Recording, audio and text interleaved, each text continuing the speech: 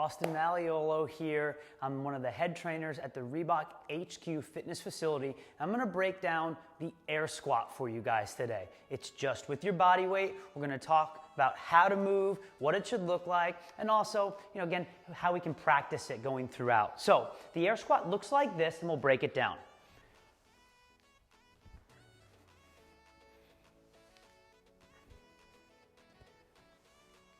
So the air squat.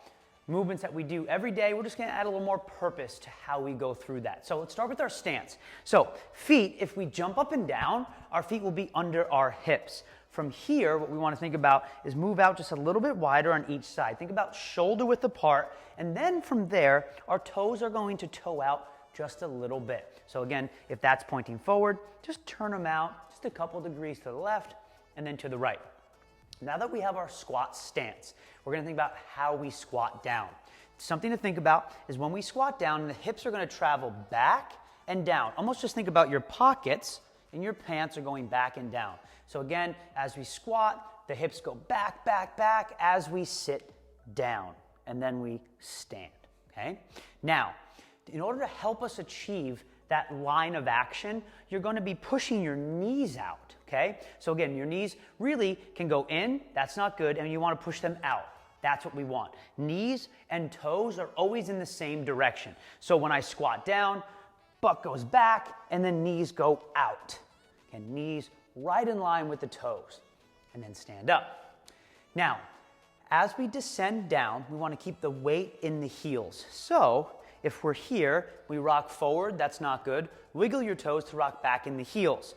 What helps with that is what we talked about in the beginning, sending the butt back, driving the knees out, and then sitting down, wiggling those toes, wiggling the hands is fine, and stand. Now, every time we squat down, we wanna make sure we get to proper depth.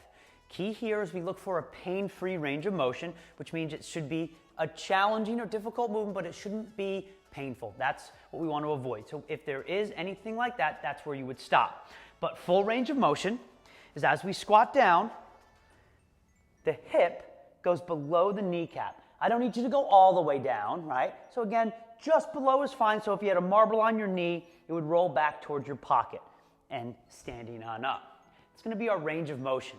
Lastly, and one of the most important points of performance when it comes to the air squat is this back. We want to keep a nice natural S curvature of the spine. So when I squat down, there's no movement in my back and standing. So again, you're going to think about it. You have a piece of string connected from your collarbone to your belly button, and you want to stretch your string the whole time. This position, loose string, not good. Stretch the string the entire time as you squat down and as you stand up. Keeping your belly tight will help. Think about if someone's gonna kind of give you a little tap in the belly, you're gonna tighten up. You wanna be that tight throughout the whole descent and ascent of the squat. One more time, squatting down and standing. That's the air squat. So again, when we go through the air squat, we wanna move a little slower in the beginning to make sure that we're putting our body in the right positions at the right time. Squatting down and standing. Sometimes a little bit of a pause in the bottom of the range of motion to make sure that we're where we want to be. So that's the air squat. Move well, something that we do every day and we will for the rest of our lives, and have fun with this movement.